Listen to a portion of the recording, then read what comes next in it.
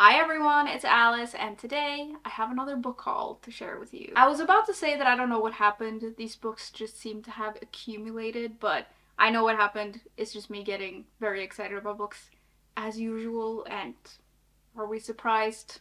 Probably not. I have a bunch of books to show you though, and because it's kind of the season for it, let's start with mystery and horror. I mean, you can read these books in any season, but you know what I mean. This is also the biggest category for today, so I'm clearly in the mood for like some mysterious books. And the first one that I have is The Mary Shelley Club by Goldy Moldavsky. This is a mix of mystery and horror, and it follows this new girl who's starting at this prep school, and she's really excited for a new start. But then I think she gets involved in some sort of prank that goes wrong, and this leaves her with more enemies than friends. But it also attracts the attention of like this secret society at the school, and they love doing pranks and they keep like one-upping each other, and the point of the pranks is to orchestrate real fear, which I don't really know why they're doing that, but okay. But then I think they end up taking it too far and someone dies. I'm not entirely sure how the main character gets mixed up in this or like how involved she is, but it does say that she ends up having to track down a killer and she has to confront some dark secrets in her past, and that sounds intriguing. I also just really like the title of this, The Mary Shelley Club. I don't know if this has anything to do with Mary Shelley really, but it intrigued me. And even though this is a little bit of a longer book, the font is pretty big, so it should be a relatively quick read. Secondly, I got this book from a friend actually. It's The Rule of Four by Ian Caldwell and Dustin Thomason. And she just gave this to me because she'd read it and she thought it was fun and she thought it was a book that I might like. So she said it was kind of like this isn't the best book that she'd ever read, but she really enjoyed it and it was very entertaining. So that's kind of all I'm expecting from this. It's set at Princeton and it follows these two students who are on the verge of discovering the meaning of this particular manuscript that has like baffled people for generations. And I think because of that, they end up going on some sort of quest or something. That's all I really know, and I did see that this doesn't have great ratings on Goodreads, but very often I end up enjoying these kinds of books anyway, so I think it could be fun. Then we have a horror book. It's Slade House by David Mitchell, and this one is about this mysterious house that only appears if I'm not sure if the house only appears or if it's just the entrance that only appears if the conditions are right. And in this house, there is a brother and sister who live together, and every 9 years, they invite someone or lure someone into their house. And whoever they lure in, when they get there, they don't want to leave because I'm guessing it's pretty good at first, but then if they do want to leave, they find out that they actually can't. I've heard that this is a slightly different take on the traditional haunted house story, which I thought could be interesting, and this has been recommended to me a few times as well, so I'm guessing I'm gonna like it. It's also quite short, actually, so it's not that long of a read. Speaking of haunted houses, I also got How to Sell a Haunted House by Grady Hendrix.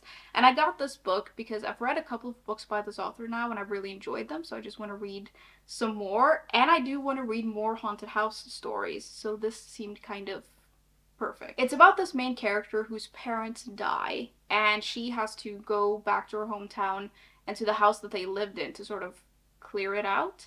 And she doesn't really want to go, in part because she just doesn't want to go back to her hometown, and in part because she doesn't want to deal with her brother, who she doesn't have a great relationship with. But she does have to go clear out this house and get it ready for sale. So they end up going, and it says on the back here that they get there, but the house has other plans. And I don't really know what that means, but it sounds a little bit spooky. We then have another book with an academic setting. It's Black Chalk by Christopher J. Yates. And this one is set at Oxford, I believe, and it's about this group of 6 friends who, when they're at university, they play this game of consequences, which I don't really know what that is, but it starts off very silly and then it grows and grows and then it ends up with some terrible consequences and I think someone dies. And then 14 years later, it says that the remaining players all gather for a final game. I don't really know what that means, but it sounds very interesting and kind of dark. This has been recommended to me a few times and I've been told that I'm gonna like it. And it says on the back here that the author's background in puzzle writing is very clear in the plot, and it's like a tricky book that will keep you guessing until the end. And that makes me very intrigued. Like, I wonder what the puzzle is and like what's really going on and what the game is. It sounds very intriguing. Then we have a book that came out earlier this year. It's The Wildelings by Lisa Harding. And this one follows two female friends who come from kind of different backgrounds, but I think they're friends before they start university, and they go to the same university. And when they get there, they get involved with this new group of friends, and they seem to be like, this group seems to be obsessed with this like slightly older philosophy student, and it sounds a little bit cultish. I don't really know what's going on, but I like the idea of having these two female characters who are friends at the center of the story. I think that could be interesting. And it says on the back here that it's about a woman's fight to free herself, and that it's dark and thrilling, and yeah. I love an academic setting. I love anything like slightly gothic and female friendship. It sounds kind of dark, but I think it could be good. Another release from this year that I got is How to Survive a Horror Story by Mallory Arnold. And this follows, I think, 7 authors who all are invited to the will reading of this super famous horror author. And they've all been involved with this author somehow, but this author has obviously passed away. And so they go to the will reading probably expecting to get something, but then I think they end up in this like game that the dead author has made in his manor, where these authors have to like solve puzzles in different rooms. And I think it's the kind of thing where you either pass to the next room or you die. I just think that sounds like a very interesting setup. Kind of gruesome and definitely scary, but it just sounds interesting. And it says that the house in here, like the house or the manor where they're at, is very, very hungry, which sounds kind of scary. We have more dark academia with this next one. It's The Library at Hellebore by Cassandra Khaw. And the school in this one sounds insane. First of all, the main character, when she was enrolled, she was forcibly enrolled. She was kidnapped and put into the school, which is already crazy. And then second of all, it says that on graduation day, so I think we meet the main character when she's actually graduating. On graduation day, the faculty feast on the students, and I don't know what they're doing, but are they eating them? Are they vampires? I don't know, but the main character and some of the people in her class manage to like escape to the library, and then they get stuck there. And that's how they survive, but then the faculty still wants to get to them. And it says something about human sacrifice. I don't really know, but I just thought that sounded very interesting, like an interesting setup. And I'm so curious as to what the hell is going on at this school. Second to last for this category, we have The Sundown Motel by Simone St. James. And I got this book mostly just because I want to read another book by this author. I read Broken Girls by her last year and I loved it, so I thought it could be fun to just try something else. This one has 2 timelines, I think, which is the same sort of setup that the Broken Girls had. In this one timeline is set in the 80s, where we meet this woman who's working at this motel, and she realizes that something is really off about this place. It's kind of scary, maybe it's haunted, we don't really know. And then the other timeline is set in 2017, I think, and we meet a main character who was never able to like get over her aunt's disappearance, and she's like obsessed with it. And so she goes to this town and to this motel where the aunt worked to try to figure out what happened. I think that just sounds interesting and like a very intriguing mystery, and I think that the writing of this author will really fit the story, and I really like the writing in the Broken Girls and like the characters and everything, so I'm just guessing that this will be good. Lastly, we have The Secret of Secrets by Dan Brown, and I know that not everybody likes this author, but I actually really enjoy his books, especially the books in this series. This is the 6th book in the Robert Langdon series, and I just think this is going to be a lot of fun.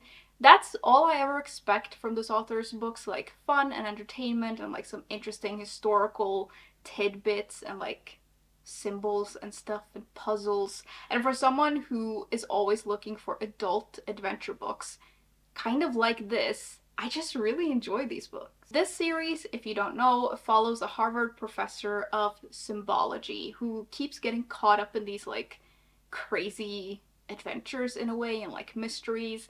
And I haven't really looked into what mystery he's getting involved in this one, but I'm pretty sure that most of this book takes place in Prague, I think, which is an interesting setting. I feel like a lot of his books in this series are set in Italy, but this one's set in Prague, and I don't know. I'm sure it will be a lot of fun. Maybe not the best book I've ever read, but I'm sure it will be like entertaining. Moving on, we have some historical fiction books, starting with The Circus Train by Amita Parikh. This follows a traveling circus in the years before the Second World War, and the main character that we're following is the daughter of an illusionist in the circus, and he's like the headliner or the main event.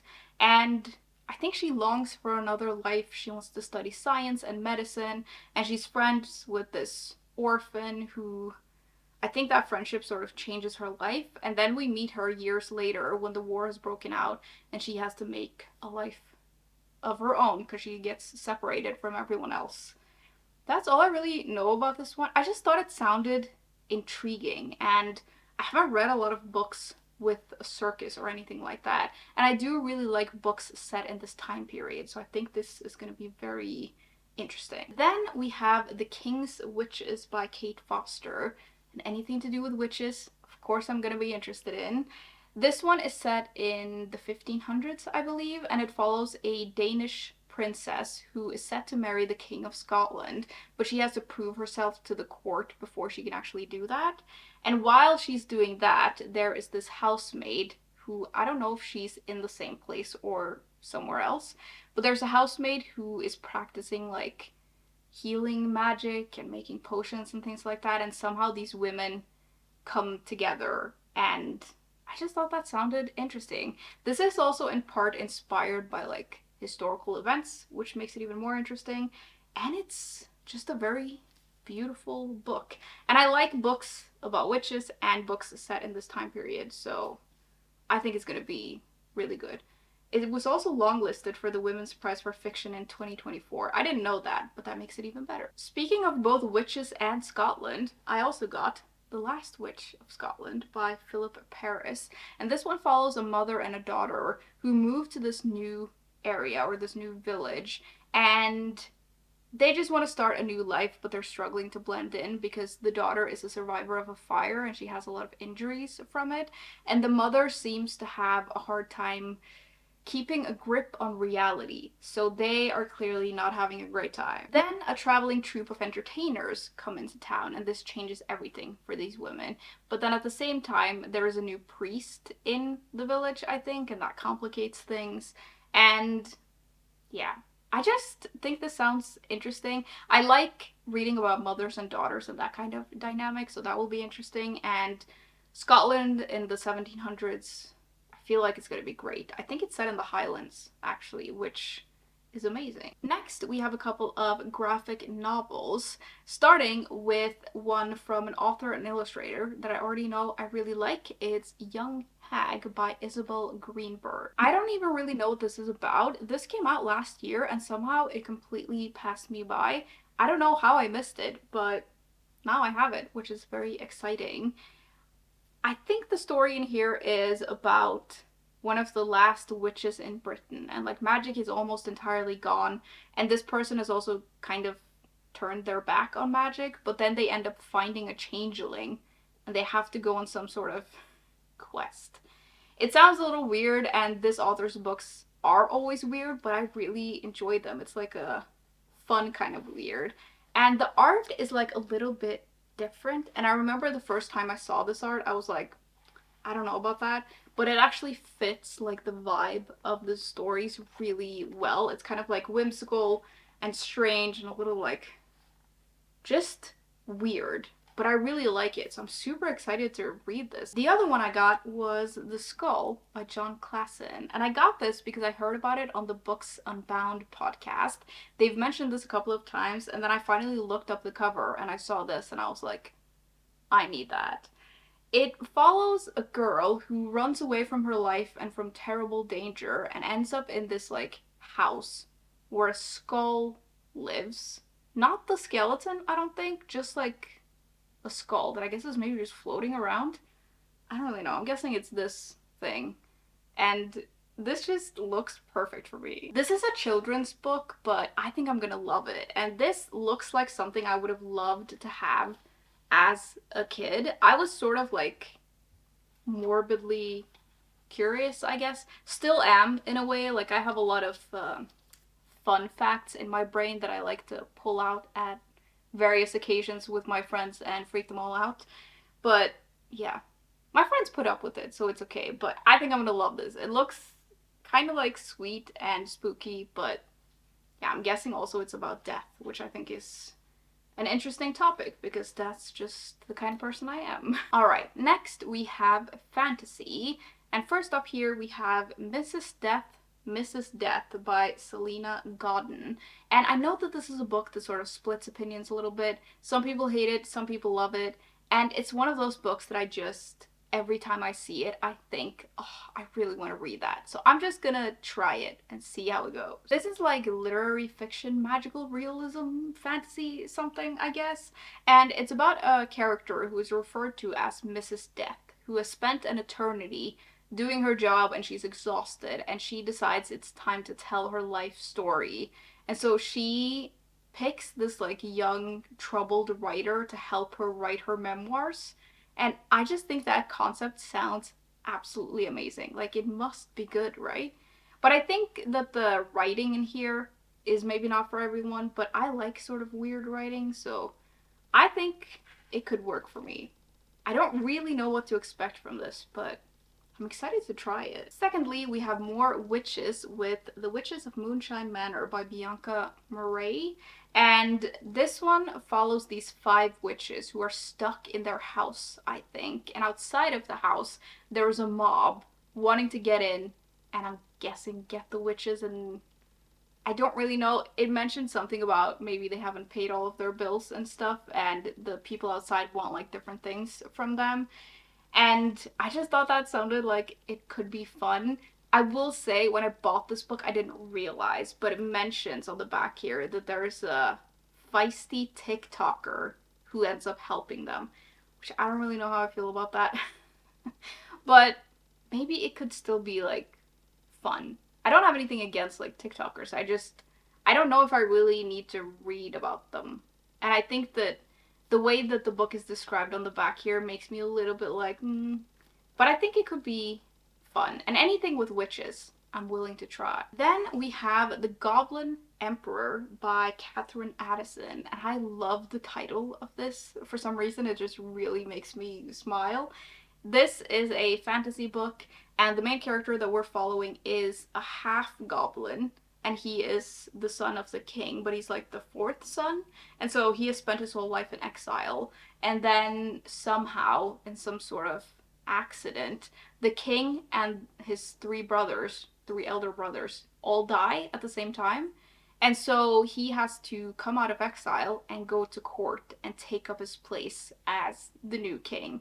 And he doesn't know anything about anything, so I think it's quite a challenge. I'm pretty sure some of you recommended this book to me, and that's how it got on my radar. And it sounds a little weird and whimsical, but I think I'm really gonna like it. And I like the idea of following goblins, I guess. And this is also a very pretty edition. I found this edition with foil, and I felt like it was fate. Next, we have got The Society of Unknowable Objects by Gareth Brown.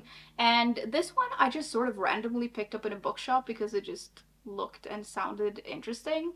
It's about a secret society that is pledged to protect the world, or like protect the world from these like magical artifacts, but also protect the magical artifacts from people. And they keep them safe, I guess. And in the beginning of this book, there is rumors about a new artifact, or an artifact has appeared in Hong Kong, and the society sends their youngest member to go get it, I guess. And they get there, and all hell breaks loose, and it's just very chaotic, and the main character ends up going on some sort of, like, adventure or something. I really like the idea of that, like, secret societies, magical artifacts, some sort of quest. Like, that sounds perfect. We also have this beautiful book. This is A Dark and Secret Magic by Wallace Kinney, and this has a beautiful autumnal cover, and it has witches, and I feel like it's just perfect. It follows a hedge witch who lives a very peaceful life. She lives alone with her black cat, and the black cat is her company most days, and she lives her life sort of gathering herbs and making potions for the local apothecary, and she's very peaceful. But then her peace is disrupted when her sister asks her if she can host the Coven's Halloween gathering, which is like their biggest gathering of the year. And then, to make things even worse, a man from her past appears, and that makes things even more complicated. And there's mention of, like, him and some dark magic or something, and I just think that sounds perfect. I also feel like a book with this cover just must be good and magical and perfect for, like, Halloween and October. Lastly, for the fantasy, we have A Fellowship of Bakers and Magic by J. Penner, and I think this follows a human, actually, who lives in a world of, like, elves and dwarves and other magical creatures, and she is a baker, and because she doesn't have any magic, she has to work really hard in her career as a baker, I guess, because she doesn't have magic to help her, but she's really good at her job, and I think some of her friends enter her into this, like, baker's competition or something. That's all I really know.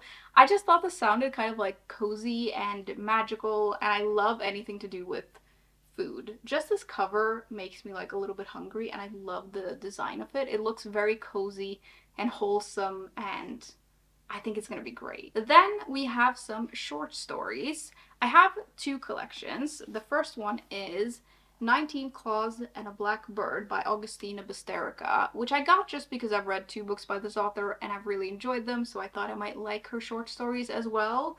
I don't really know what the short stories are about, but I'm guessing they're kind of, like, scary or, like, challenging in a way. It's kind of just hard to describe this author's books, but they make me think a lot, so I'm guessing these stories will do the same. I did also have, like, a goal in the beginning of the year to read more short stories, and for many, many months I was doing very good, but then I fell off it a little bit. But this is quite short, and I am very interested to read it, so maybe this one will be my next short story collection. The other one I got is In These Hallowed Halls, which is a dark academia anthology, and need I say more? This has stories from all kinds of different authors. We have Phoebe Wynne, ML Rio, Lane Fargo, Olivia Blake. I think those are all the people that I know about. And with these kinds of anthologies, I'm never expecting to love everything in here because you never really know, but it's a fun way to try different kinds of authors, and I do like dark academia, and I think this might be interesting to read, and yeah. There are some authors here that I'm interested to try, so maybe this will be like a fun way to just try a little bit. It is always interesting with these kinds of collections, though, because you're not gonna love everything, but yeah, I think it will be interesting. Lastly, we have a few non-fiction books, starting with this beautiful book. This is Ornithography, I think that's how you say it, by Jessica Rue. And I love this illustrator. She makes such beautiful illustrations. And I have another one of her books, which is like the Victorian Language of Flowers, I think it's called. And when I saw this, I was like, I need that. I've mentioned this before, but the older I get, the more I'm interested in birds for some reason. I don't really know what's happening, but at this rate, in 20 years, I will be like a bird watcher or something. Maybe not even 20 years. It might happen soon. But I think birds are really weird and interesting, and this is a beautifully illustrated book. So I think this is just going to be a real treat to read, and yeah, I don't know that much about birds, but they're so weird, and yeah, I really like reading about them, so I think this will be interesting and beautiful to look at. Along with an interest in birds, I'm also finding myself more and more interested in the topic of poison, I guess. So I got this. This is Poison by Ben Hubbard. And I've read another book about poison that I really enjoyed, but it was kind of like surface level. And so I wanted to get this to learn a little bit more about like the history of it. Because I don't think I've ever realized how big of a role poison has played in history, and I just think it's very interesting. And this is pretty short as well, so it should be a relatively quick read.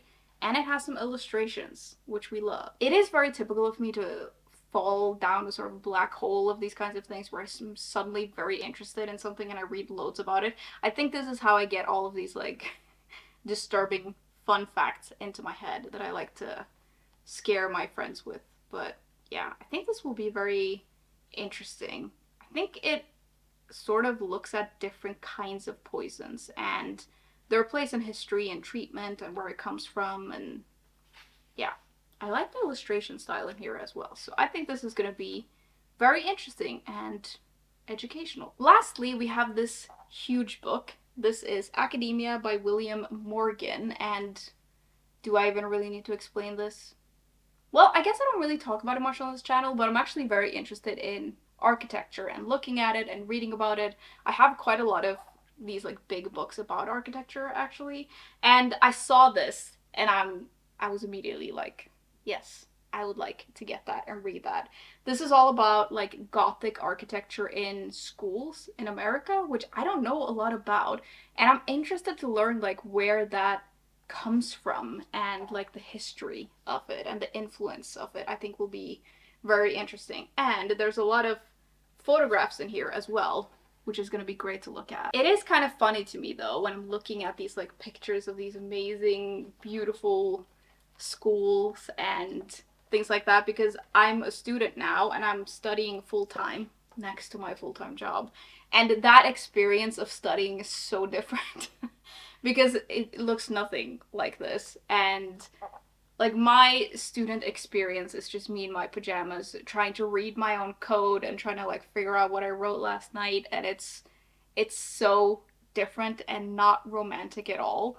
And I wonder what it's like to study in this kind of environment. I wonder if it helps or if it's distracting. And yeah, I think this will be interesting though. I'll probably read it bit by bit, but yeah, there's a lot of beautiful schools in here and the architecture is just amazing. So I think this will be very interesting. Very different from my own studying experience, but that's okay. I think I would get very distracted going to one of these schools. I would just look up all the time. That was the last book in my stack for today though. That was everything I had to show you. I'd love to know if you have picked up any exciting new books lately, or if you've read any of the ones that I mentioned. I'd love to hear what you thought about it. As always, thank you very much for hanging out with me today, and I'll see you soon. Bye!